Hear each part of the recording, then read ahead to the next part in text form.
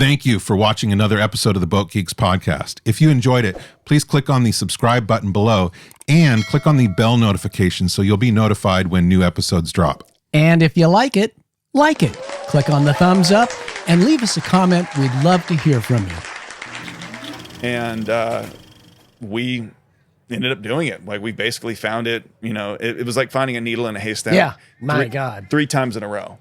And we pulled it back and we got all of this footage. We got amazing. We got our science equipment back. Again, we were doing this for a conservation conservation organization, the CWF, and it just didn't feel right to leave our boat in the middle of the ocean. And we pulled it back out. It got a little banged up on the tugboat, and then ended up in a museum for about 10 years, and they eventually kind of their priorities changed, and I couldn't really keep it. It was a little bit too banged up for me to feel comfortable to sell to a new ocean row group. And so we had a boat funeral actually here in Port Townsend about 2 years ago, and it was really intense. I mean, and partially the boat was named after my dad, who died of asthma when I was 3. And so it was and that's what my book's about, is this combination of me and these, 3 wonderful guys rowing across the ocean in this boat named after my dad. And so there's adventure elements. From the Port Townsend Wooden Boat Festival and recorded in the Fisheries Supply, live from the Wooden Boat Festival stage, it's the Boat Geeks with Darren and Daron. We're the Boat Geeks, whatever floats your boat. Hey there, welcome to another episode of The Boat Geeks. I'm your other host, Darren, and we're at the Fisheries Supply, live from the Wooden Boat Festival stage. It's the 2025 Port Townsend Wooden Boat Festival. And on the guest dock right now, we have Jordan Hanssen. Jordan, welcome to The Boat Geeks. Thanks for having me, Darren. Good to have you stopping by. And I'm looking forward to talking to you because I understand that you've done a little bit of rowing in your life. Yes. Enough to write a book. There's videos about your adventures. But let's start at the beginning. Where did you get a bug for being on the water and then self-propelling on the water? Because that's interesting. Yeah, it's funny. I just did a presentation about sailing tall ships for about 8 months, just an hour ago. And as I was walking over here this morning, and I was thinking about, where I've been in boating over the last, this point, 25 years, and where I began. I was born in Mobile, Alabama. And so I was born about a mile away from the water. Okay. And, it's just one of those things where if you think about where, does something like that mean anything? Or does it just, is it the value you give it when you kind of look back? Because for my first 3 years, I was born in Mobile, then I lived in England and Ireland. My dad died. Oh. And then we moved to Las Cruces, New Mexico. And that's landlocked. Yeah. I lived in the desert and the really early formative years of my life, the desert was the place where I lived, and my understanding of the world was largely that. And my mom's family still lives in Mobile, and so my first experiences on the water, and I guess it's funny, I've been thinking about this recently too, because my goal for August was to catch a salmon in my rowboat. And it was the first time I've gotten into fishing on my own as an adult. I've done lots of fishing as just been invited.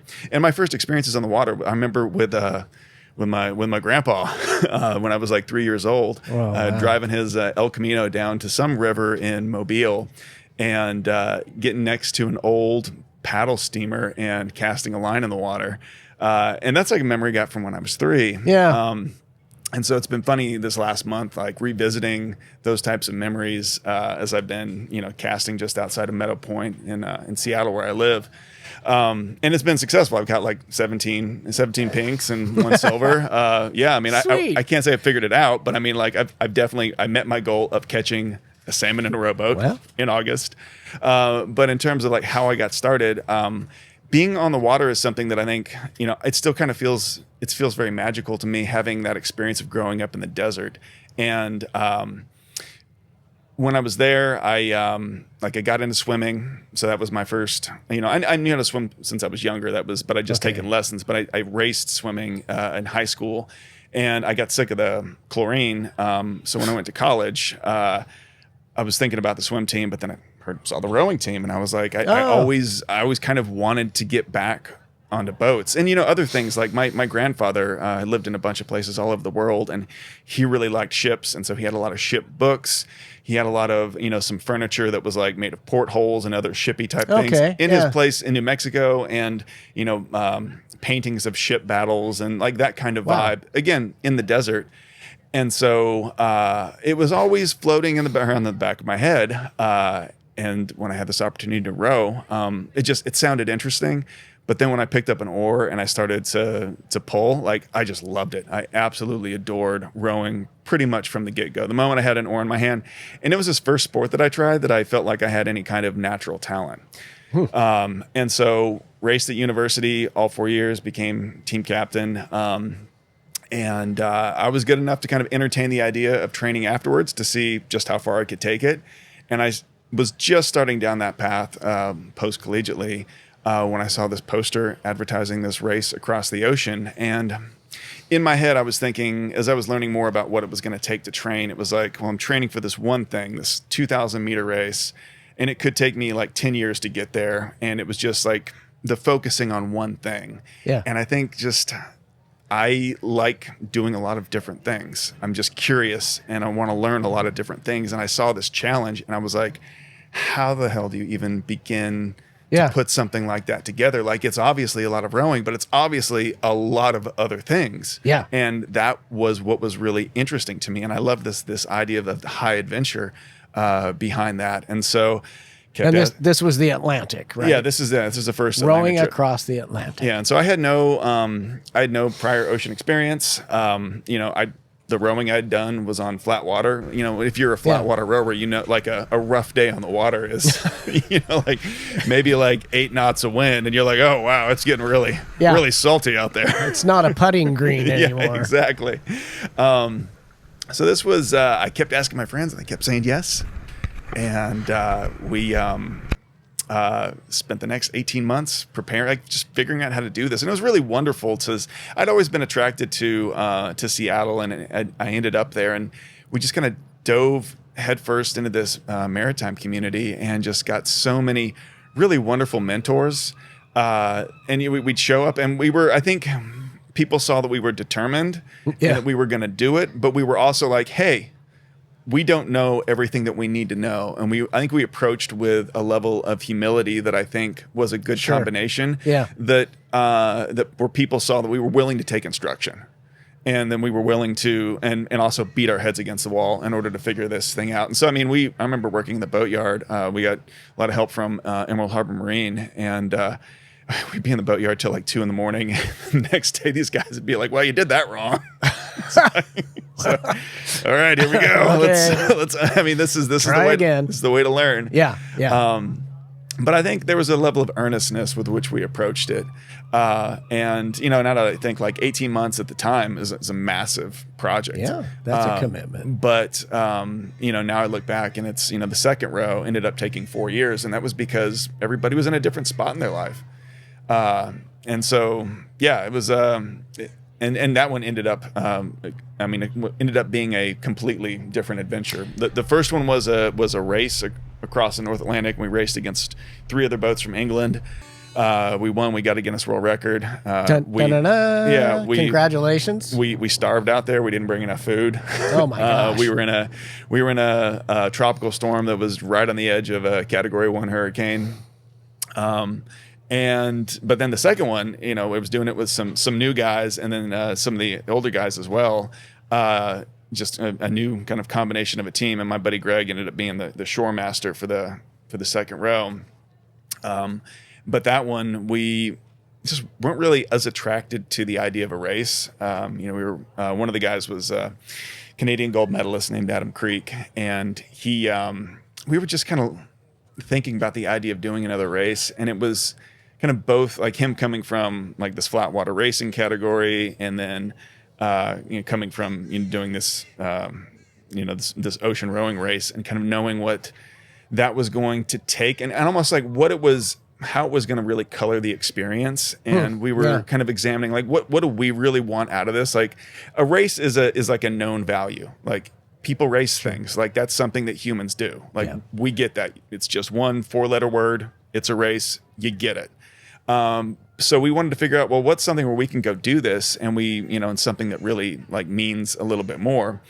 And we just decided we were like gonna fold in as much education and outreach and science as we possibly could. And so we enlisted a ton of people, the Canadian Wildlife Federation, folks from the folks from UW, and put as many science experiments as we could on this boat. That's really cool. And also figuring out how to communicate that experience. And I think why I like ocean rowing and why I think it's cool is because it's walking speed. Yeah. And there's such a, I'm sure everybody has like a route in their life that they've probably, taken by car, taken by foot, taken by bike, and you see different things when you're at different speeds.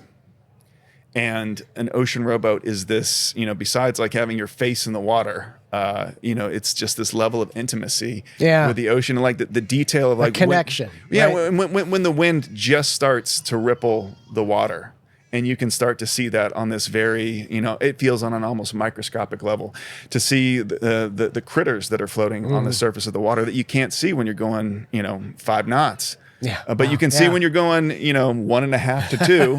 And that there's a certain like miserableness to that, but also for me, at least, a certain fascination, and also like a reality of things like microplastics, especially on that second row. There were places where we would row through, and it's like, we'd sit there and we'd count the microplastics, and you realize like this is in that small patch that you were looking at, and just then multiply it. The random sample size of like where we are in the ocean, and you can look down, and some of them are, I mean, it's clear what they are. It's very, and you're thinking, okay, well, if I'm in this little random section, I mean, how much is actually covering? It's unbelievable. And it's shocking. I mean, they're finding microplastics in critters at the bottom of the Mariana Trench. Yeah. I mean, that's just flabbergasting. Microplastics in us. And I mean, it's the world that that we've created, and we're going to have to figure out how to, create through that, whatever that looks like. This episode of The Boat Geeks is sponsored by The Boater's Guide, a free app for Pacific Northwest boaters. The Boater's Guide is adventure and information, right at your fingertips, right when you need it. Find your happy place with The Boater's Guide, a free download on your phone or tablet in the App Store and Google Play. But then this whole education, so that row after 72 days at sea, it ended in a capsize. And then like the 10 most cowboy days of my life, where the Canadian Wildlife Federation, the CEO was, he showed up, and he was like, well, Jordan, well, what about the boat? And I was like, well, Wade, if we don't look for it, we're not going to find it. But if we look for it, probably not going to find it either. Jeez. It's a big ocean. And he said, go for it. And that was just kind of unlocked this energy where I was like, well, now I have to try, and I can't walk away from this thing until like it hits a wall. Yeah. And I don't know what that's going to be. But we, if I found this amazing pilot, then we, serendipitously were connected to it, through one of my rowers, Pat, his roommate from college. His dad was ran Foss, and so we got like a tugboat at half price, which is still really expensive. But like the Canadian Wildlife Federation, Wade was willing he was footing the bill. And it was just this crazy thing. But it was like, if we're gonna do this, then we're gonna we have to go hard, we have to go fast, and we can't.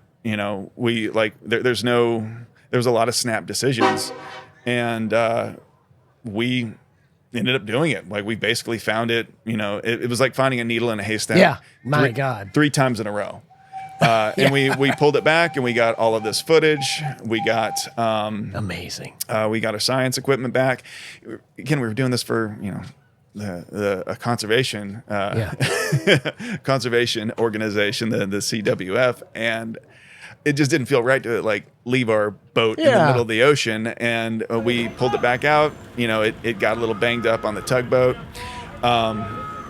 And then ended up in a museum for about 10 years. And they eventually kind of their priorities changed. And I couldn't really keep it. It was a little bit too banged up for me to feel comfortable to sell to a new ocean row group. And so we had a boat funeral actually here in Port Townsend about 2 years ago. And it was really intense. I mean, and partially the boat was named after my dad, who died of asthma when I was 3. And so it was and that's what my book's about, is this combination of like me and these, 3 wonderful guys rowing across the ocean in this boat named after my dad. And so there's like adventure elements and this resolution between kind of, becoming, it's called Rowing into the Sun, because it's kind of this resolution between my father, who died when I was 3, and then my wonderful stepdad, who ironically were both named Jim. Wow. Okay. And Rowing into the Sun, S-O-N. S-O-N, yeah. So there, makes sense. Well, I've seen some videos that I assume were the ones that were recovered when you guys were dealing with those gnarly moments. Mm-hmm. And I'm sitting in a chair and comfortable and just going, oh my God, terrifying explain or describe what was going through your head. Oh, well, I sent you the copy of the sizzle reel. Yeah. Okay. Great. Yeah. So I'm working with this company, Inflatable Film, whom half of which Todd. It's a husband-wife team, Todd and Leah. But Todd, he filmed from the very beginning. Okay. Like he filmed us when we were taking the boat in front of my house and then wrapping it to travel across country. So he's been a part of this for a long time. And it's funny going back to like that moment. I think one of the moments that I remember like kind of being a little scared was when I was staring at this boat in front of my yard that had been wrapped in plastic, and I had a 4-foot roofing torch with a 5-foot flame coming out of it. And sitting there like just spraying this thing with heat so that to shrink wrap it, and just thinking at that point, we've spent, at this point I was 23, so like 18 months, like a significant portion of life trying to figure out something just to get to the starting line. And I think a lot of this has been kind of managing that fear in all of these levels. I mean, you don't want to, like failure is something that is scary, and then the death is something that is scary, and you think about those things and you go through these processes of what can I control and what can't I control, and you can prepare as much as you can, and kind of I think if you spend enough time thinking about that, you realize how much panicking doesn't help. Yeah, it doesn't. It's not going to affect. It's not. Yeah. And I mean, and sometimes like it's not really possible not to panic. And then for me at least, I like doing things with people and the importance of a team. And I remember kind of there's this low level fear with the level of hunger towards the end of that trip. And the way that I would describe kind of like these levels of, I mean, maybe levels of fear, but it was with hunger, it's a different type of thing, because it's like a slower burn. Like that eventually you're gonna reach a certain ending where something's gonna happen, but it's very slow. And I would describe the last 2-3 weeks of that trip where the 4 of us, I mean, we'd been pushed to the limit, and mentally I just imagined a balance beam that all of us were on, and one person was always falling off. Wow. But then everybody would reach for them. Yeah. And they would pull them back on board and just mentally, even if they didn't want to, even if they were just furious. And there was a lot of intenseness on that. I would imagine. But no matter what, like everybody had respect for what we put in and that process. And so if someone would fall, everybody would reach for them. And what that looked like was different. Like maybe it was like holding, like choosing not to say something cruel where you could, or like holding something in because at that point it wasn't productive. And then just like a little bit of kindness, there like this. Sometimes I tell this story and like I get choked up every single time. is when we were in this position where we had almost gotten run over by a freighter because we were in this wind and wave position that was holding us like in this 9x9 box. We're like 3 mile by 3 mile box for like 24 hours. Wow. And we were trying to row out of it, but we couldn't just because the wind and the waves were holding us in there. And this freighter came up and, last minute it sees us after we shoot off a flare. We'd been on the VHF radio with it. And then that was, in terms of like the being cognizant of fear, was like the next day I woke up. But that's going back to kind of what really gets me choked up was my buddy Dylan.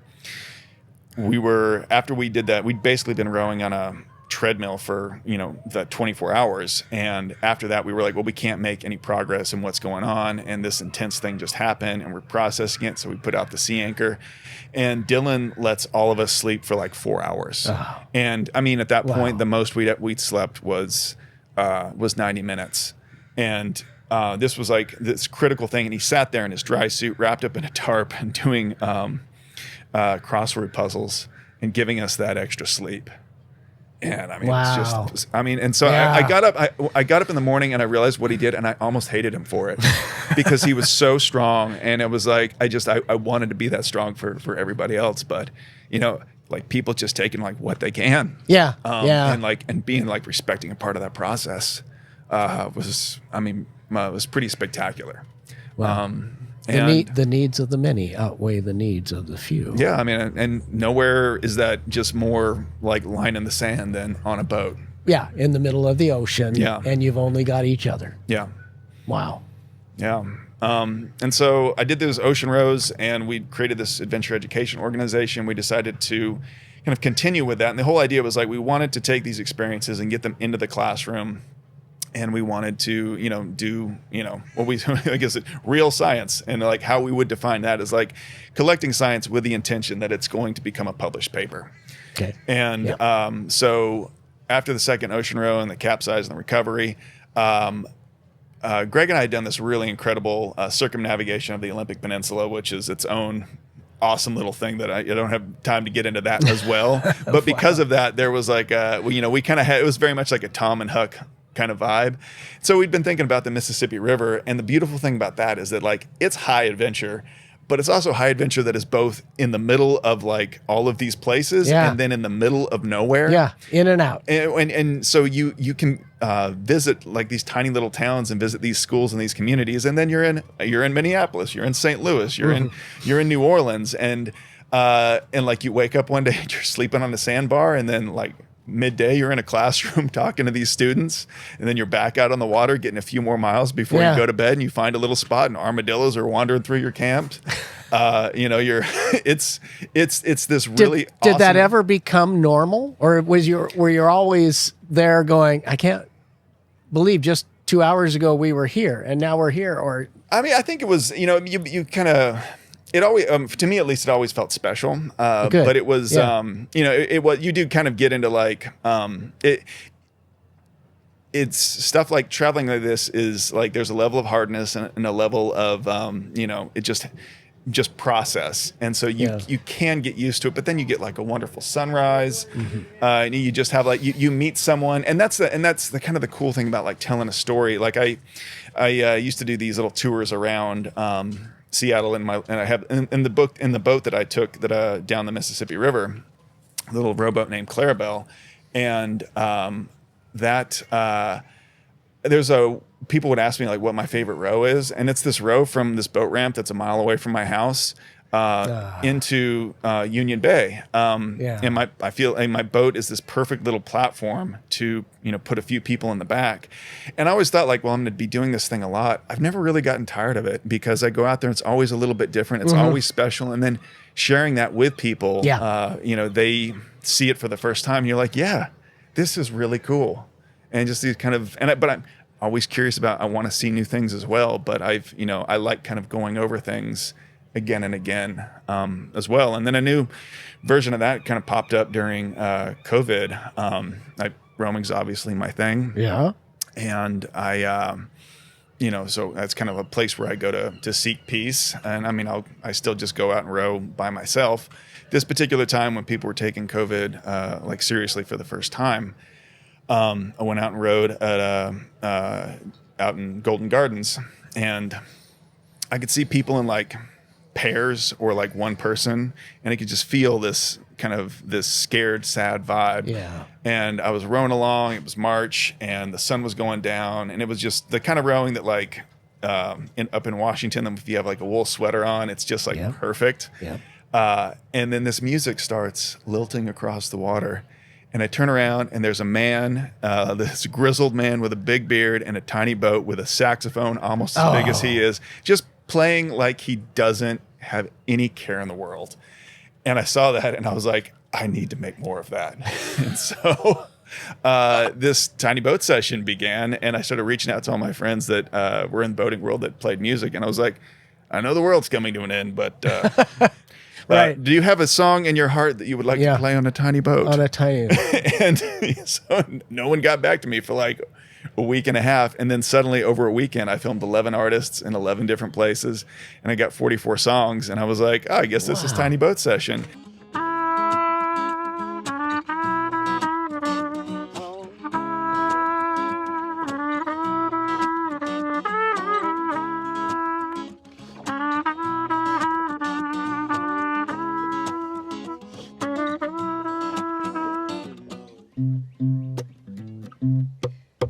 Under the open sky, watch the clouds roll by, share a piece of my strawberry pie.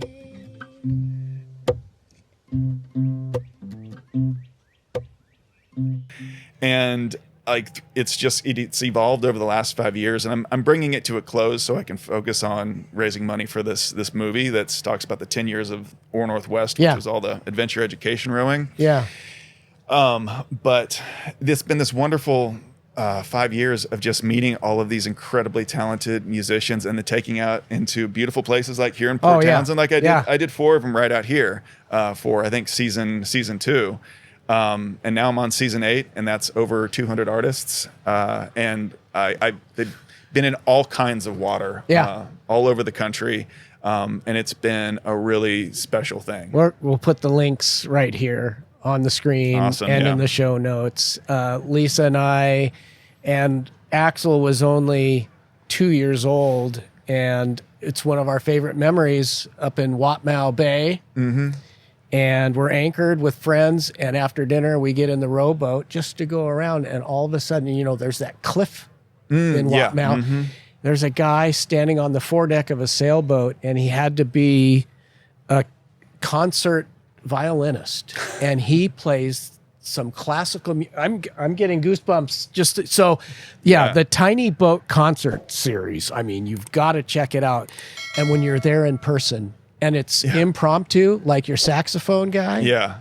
That is just so moving. It's so human. Yeah. In this environment that we love. I think there's something about, hearing music outside. And then I think, especially like on a boat, I mean, I'm certainly not the first person to, right. But it was just one of those things where like I had this passion, I had this really good platform, and I'd been I had all this experience rowing, and then from doing the tours I can make people very comfortable in that, and I could when I do this, like I got my hand on an oar and then I'm holding a camera, and I used to have one of those little gyroscope things, and honestly, like I can hold it in this particular case, like I can row and hold my phone. If it's an iPhone, the internal stabilization is phenomenal. You don't need the Osmos or anything. It was just too much stuff.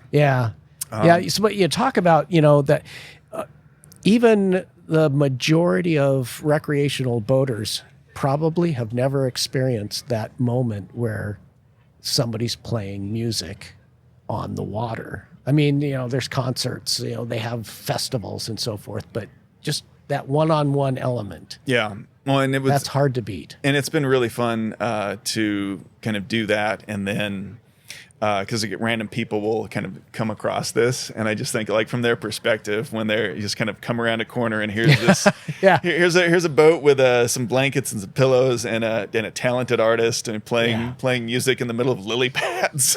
It's just It's so cool. It's delightful. It is. You got to check it out. You got to check it out. But yeah, so I'm bringing it to a close just because, I mean, I love it enough to give it an intentional ending.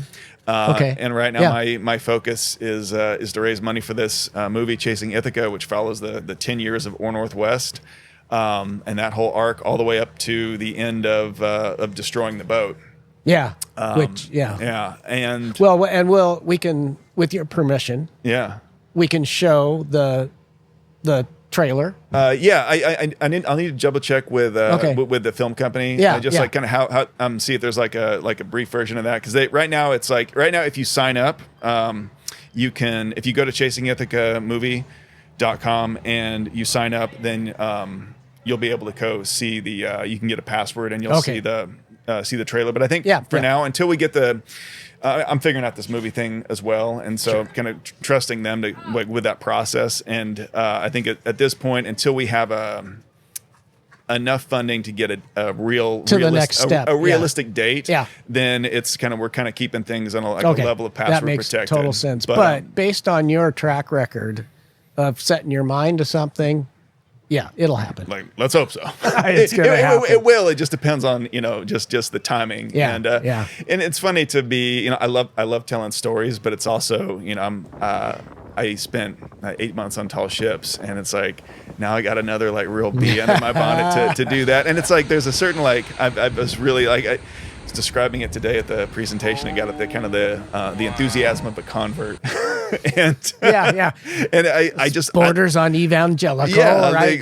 There's something about like the craft of it that I'm really getting a kick out of, but here I am back here, doing the banging on the keyboard, making the phone calls, and doing that, where it's like, God, I can't wait to learn more of how to tie more knots. There you go. Well, awesome. We're gonna have links to the book, Rowing into the Sun, Jordan Hansen. Thank you for coming by and talking with us. Thank you for having me. You're very good at storytelling. That's been another episode of The Boat Geeks. Until next time, whatever floats your boat, and it might be a rowboat. We're the boat geeks, whatever floats your boat. We're the boat geeks, it's the boat that floats that we love the most. Yes, we love the boats. We're the boat geeks, whatever floats your boat. Walk on the water, float on the sea, crossing the oceans between you and me. The wind in our hair, the salt on the breeze, bringing us closer, life on the sea.